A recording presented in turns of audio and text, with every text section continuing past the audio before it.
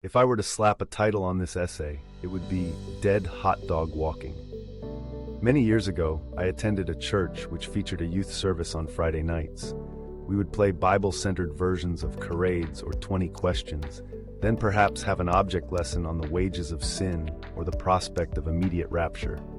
You know, the sort of topics that keeps impressionable 12-year-old boys awake all night.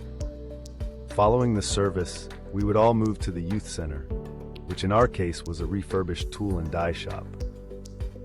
The adults would all grab a cup of coffee from the avocado green percolator and huddle around a communal table.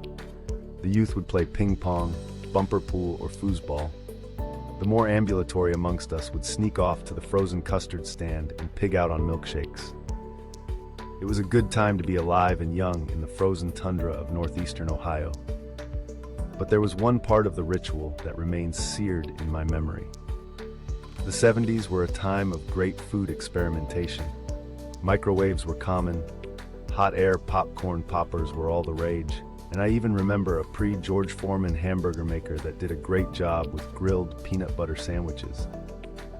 But the scariest thing of all was the hot dog cooker we used at the church. Talk about the most Vietnamesque way of cooking food. The cooker featured two sets of ominous-looking spikes. The idea was to impale one end of a hot dog on a spike, then gently arch it over to the other spike. After the appropriate amount of convicts had been loaded onto Old Sparky, the warden would throw a switch and the hot dogs would be electrocuted to a turn. The lights would dim briefly, then we would pay our 50 cents and grab a dog or two.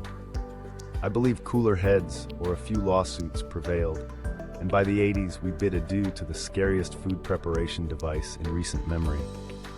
I'm not sure, but I think there may be an object lesson on capital punishment in there somewhere. Who's up for a milkshake?